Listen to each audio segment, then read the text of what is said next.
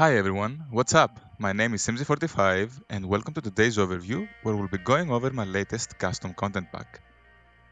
If you've been following me on my socials, you probably already know what this is, but if you haven't, let me introduce to you the Amber House pack.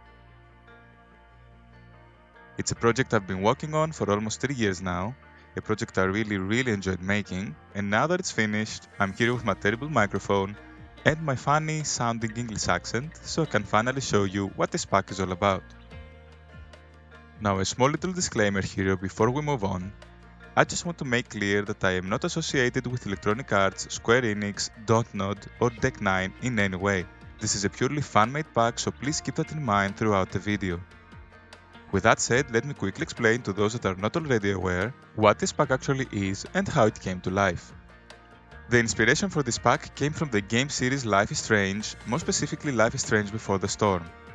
In case you don't know, Life is Strange is an episodic story-driven game series created by Dontnod, which you definitely need to check out if you haven't already. Now, without spoiling anything, at one point in the story, you visit Rachel Amber's house. It's this gorgeous craftsman-style house with such an amazing looking interior. The art team has seriously done a fantastic job with it. I personally find the art style of the Life is Strange games to fit right into The Sims 4, and when I saw how beautiful this house was, I just knew I had to somehow make the assets available in The Sims 4. So essentially, this is a huge item collection, a huge stuff pack if you will, that contains 346 brand new build buy mode items, most of which are ported from Life is Strange Before the Storm. The majority of the meshes and textures are ripped straight from the game, and then I had to heavily edit each individual item and its textures so they could fit and function properly within The Sims 4. Some items look identical to the original game, some look somewhat different, and some are brand new meshes I made using the original ones. Due to the amount of items, the pack size is quite larger than usual. I did my best to make everything as compact as possible without compromising the quality of the items, so the final pack size is around 2GB large. Please make sure you have that much free space available when downloading the pack. Because of the size, I had to split the pack into multiple parts. To install the pack, you will need to have a RAR extractor software installed, the most common one being WinRAR, which is absolutely free. First, go to my Patreon page and download all the parts listed at the bottom. For now there are 6 parts, but this could potentially change if I have to update or add more items in the future. Once everything has been downloaded, put all the parts in the same folder and right-click on the first part and choose the Extract Here option. WinRAR will now extract the entire pack from within all the parts and compress it into its own package. Once that finishes, you'll notice that the pack has been exported and it's ready to be installed like any other regular mod. Simply move it inside your mods folder, which can be found in your Documents, Electronic Arts, The Sims 4. And just like that, you have installed the pack. With that said, I think it's time to jump into the game, have a look at the items, and then I can also show you my attempt at recreating the house in The Sims 4. So here we are in game, and we have just installed the pack. Once you have it installed, you can make a text search by typing Amber House, Life is Strange, or Simzy45, and the majority of the items will show up for your convenience. Be aware, however, that some items will not show up, such as freezes and fences. Now, to make sure I won't forget anything, we'll go through the items by function, so we'll start off with the build mode items first. Starting off, we have 13 new wallpapers and 4 new floor coverings. For most of the items in the pack, I made sure to include a ton of different recolors that you can mix and match with different parts of each item. For example, the walls here have 14 different plaster colors, with each of these colors being combined with 4 different wood tones. On to everyone's favorites, we have 12 new windows and 14 new doors, including 5 archways. Here we have the short windows. These range from 1 to 4 tiles wide. These are a great fit in kitchens as they sit perfectly on top of counters. Then we have the medium-sized windows. These are either 1 or 2 tiles wide, however you can use the Move Objects cheat to put them next to each other and make them bigger this way. Then we have my favorite variation, the tall windows, again ranging from 1 to 4 tiles wide. Last but not least, we have these two special windows I included as a bonus. Originally, the house is supposed to have an attached garage, however there isn't an actual garage door model, as in game you can't really see it, so I made one from scratch inspired by the concept art for the house made by Scott Wilhite. I also decided to make it act as a window, as we don't have garage doors yet, and seems walking through it would get annoying very quickly. Lastly, we have this little guy. Now this might seem familiar to some of you, and that's because this is one of my favorite windows from The Sims 2. I've always wanted to have it in The Sims 4, so I thought this was the perfect opportunity to include it, as I find it fits the mission style quite well. We also have quite a few doors. For each variation I made both a single and double sized door. We have 3 variations in total, a plain wood one, a stained glass, and a clear glass one. We also have a closet door that is originally found in Rachel's bedroom. Up next we have 2 front doors, again a clear glass one, and my absolute favorite, the stained glass variation. I mean, look at it, it looks fantastic. I absolutely love it. We also have 5 arches, all of them based on the frames of the doors, ranging from 1 to 3 tiles wide.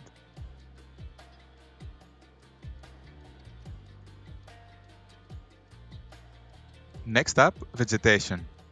We have 5 new trees, 4 new bushes, and 5 new terrain textures. The trees have 5 different shades of leaf colors to add more variety, and the same goes with the bushes. This bush even has different flower colors and a flowerless variation, so you can mix it up more easily in your gardens. We also have 2 stone pathways and 3 different types of grass, so again you can mix them and make unique looking terrain paints. Lastly, we have some architectural details.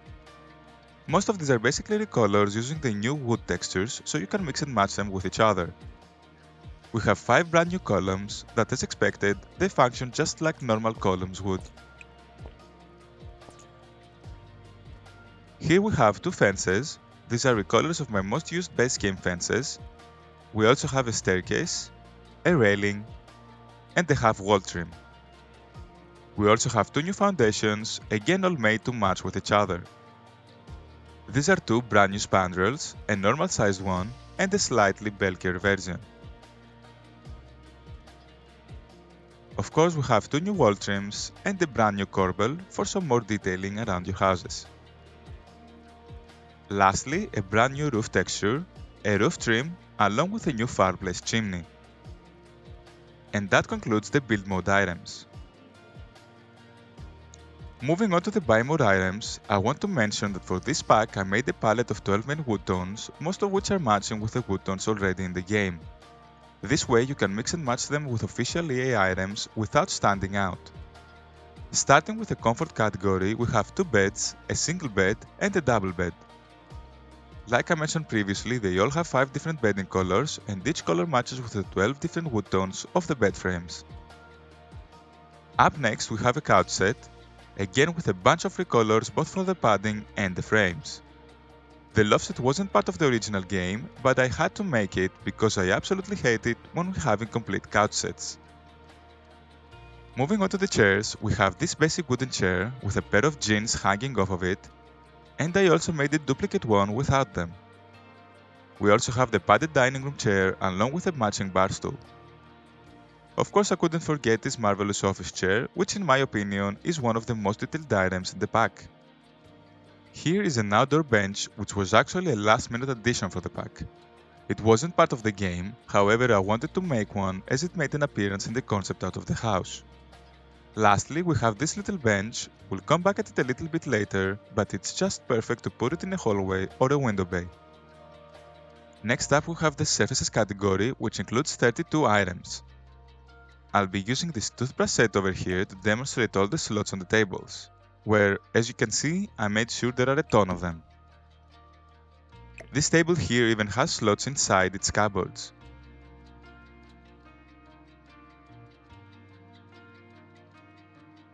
Here we have these cupboards. They are 2 tiles wide, and you can easily place them next to each other to extend them like this.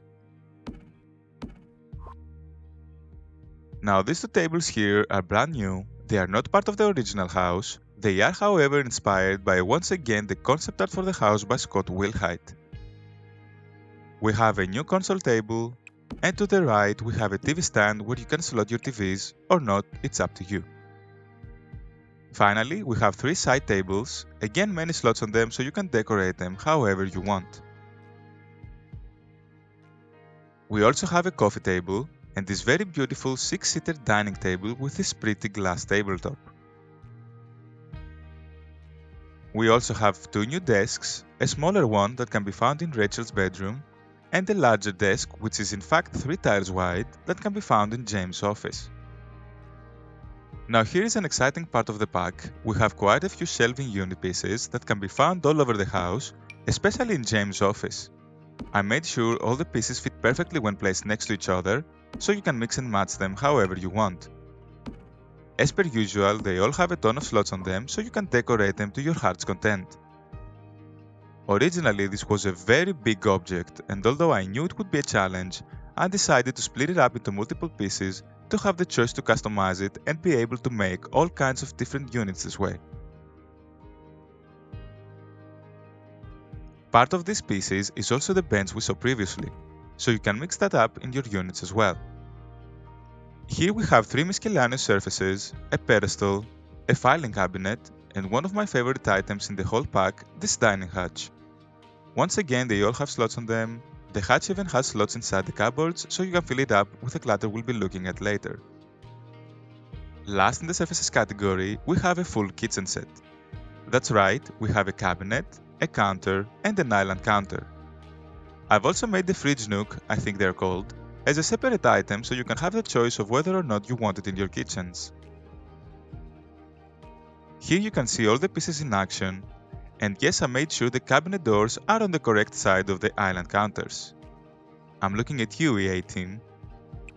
Of course, like I mentioned, they all have the same wood tones, so you can mix and match them however you desire.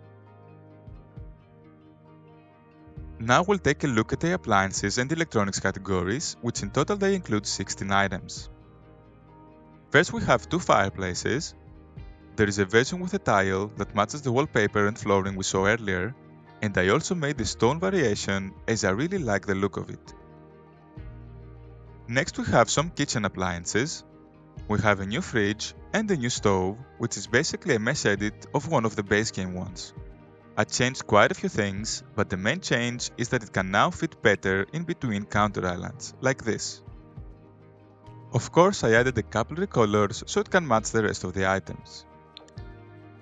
We also have a new ceiling stove hood and a dishwasher, which is also a mesh edit of the base game one. I simply made it slightly thinner so it can fit better within the new counters. A new kitchen sink, its recolors are made to match the countertops so it can look like it's a one piece altogether. 2 new bins, and moving on to the electronics, we have 2 new televisions, a tabletop and a wall-mounted one. The wall-mounted TV is slightly angled as well, which I really like. 2 new portable stereos, a contemporary one, and a vintage turntable. A new computer, a grandfather clock which once again I absolutely adore, and a small vintage clock. The storage category has 40 items, 38 of them being new books. Seriously, there are a lot of books, which is great as there's a lot of variety to fill up the shelves we saw previously. They all have a couple of colors for more variety, and they can also function as normal bookshelves so Sims can read from them.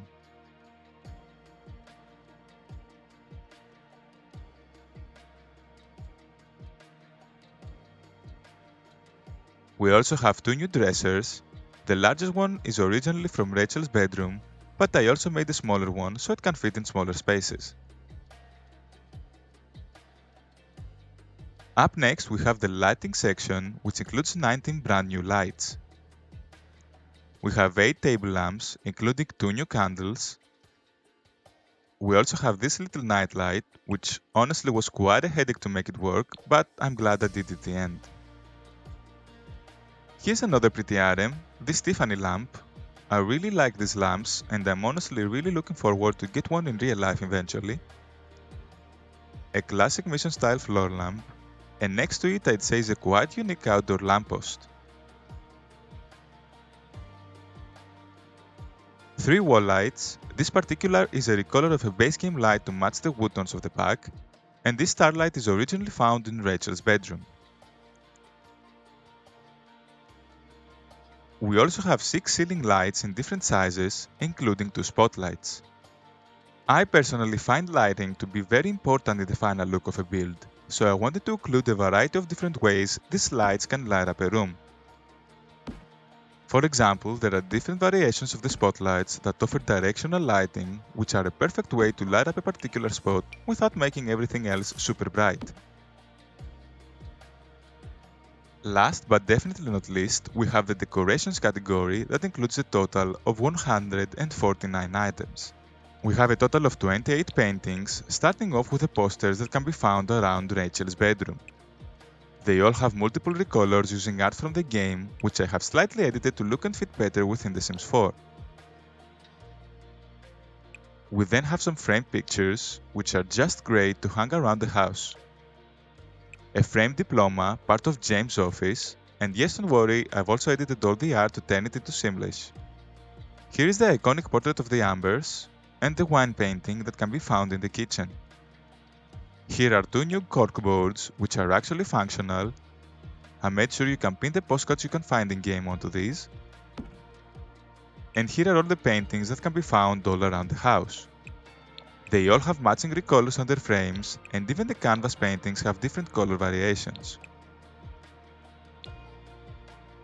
Now, I didn't stop there, so I added a bunch more paintings, most of which are the work of Scott Wilhite.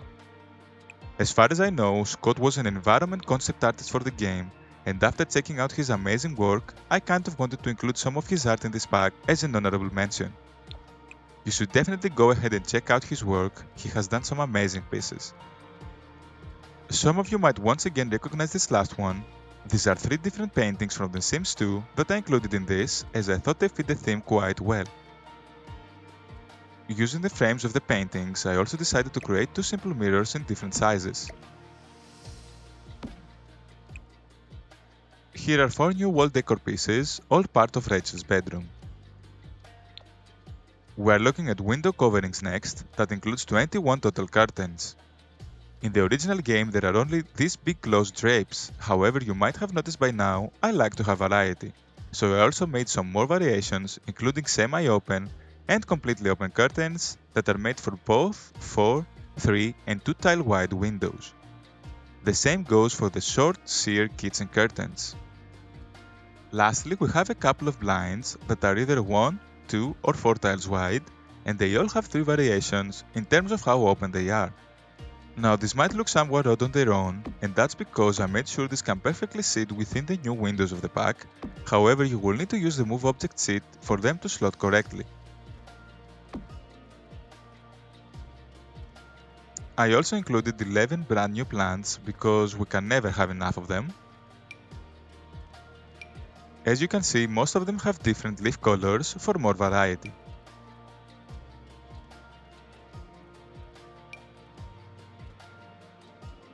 Yet another item from The Sims 2 makes an appearance. It's this ficus tree, which once again I wanted to include it in the pack because of how well it fits with the rest of the items.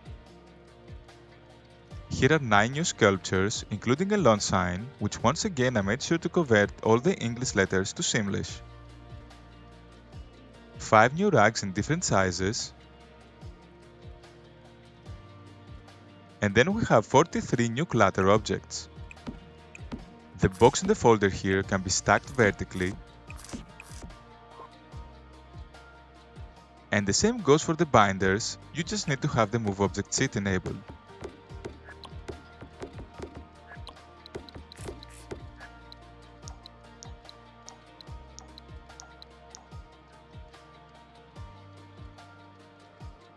As you can see, there are a lot of decor pieces to put around the house, especially in an office. Here are some super useful picture frames to clutter up your house.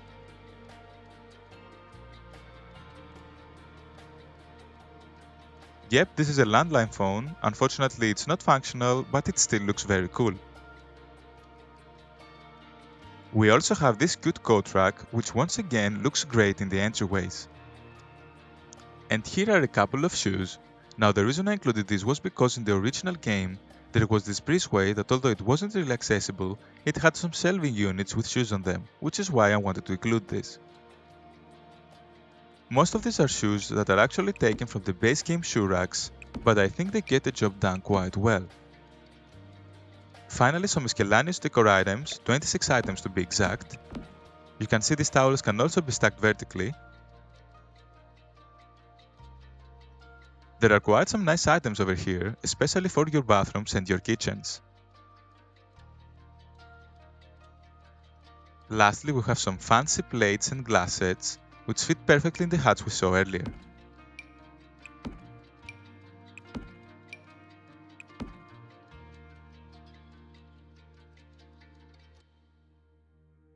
A big part of the pack, other than the new items, is the lot itself.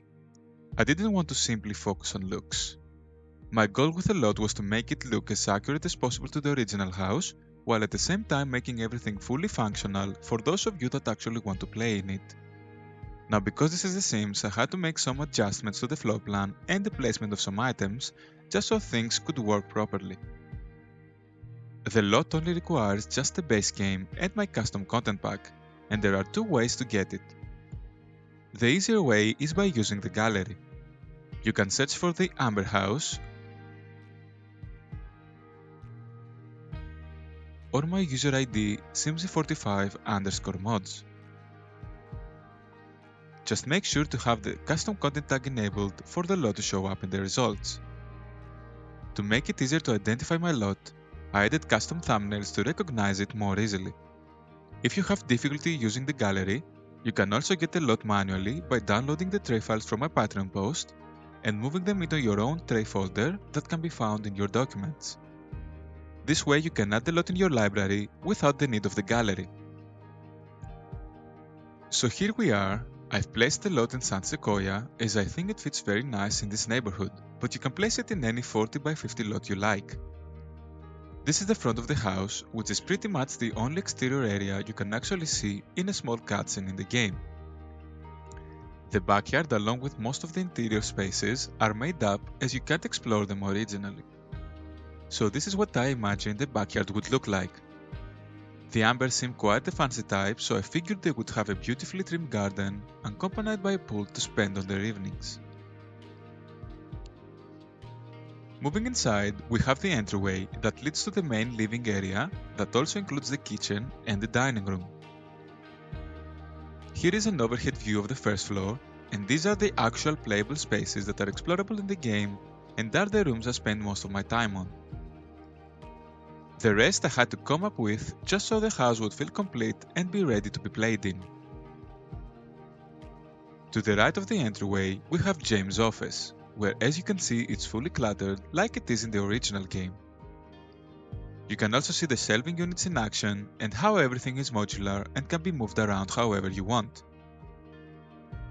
I also added this chair and end table that weren't present in the original. Moving on to the living room, it pretty much looks identical to the game.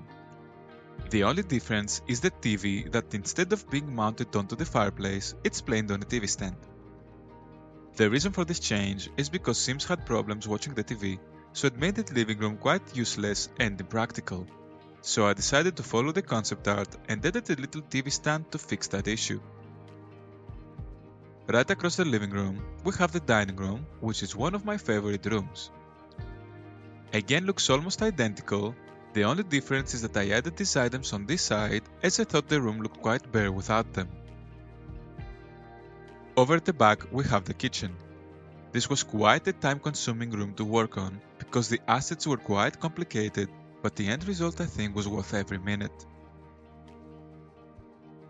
This room over here wasn't explorable originally, but it only made sense to turn it into a bathroom, so this is what I ended up doing. The rest of the first floor is accessible through this breezeway next to the kitchen. In the original game you can't enter this room, but I managed to take a peek when looking at the 3D model of the house. I also decided to add this extension that leads into these additional rooms, as again I thought the flow would be better when playing in this house. We have a laundry room, where you can put a dryer and a washing machine if you have the laundry day stuff, an additional small bathroom, and a quite spacious room that I decided to turn it into a guest bedroom. Lastly, there is the garage, which honestly is quite plain and boring, but it's there to turn it into whatever you want. And that's the entire first floor. Moving on to the second floor, I want to address the most significant change, and that is the stairs layout. Normally they were supposed to be in a U-shape, but doing that really messed up the first floor, so I decided to go with an L-shape instead. This in turn changed the original position of Rachel's bedroom from here to here, so I had to modify the placement of some items, mainly her bed and desk. The changes are minor, and I'd say the room looks pretty much identical to the game.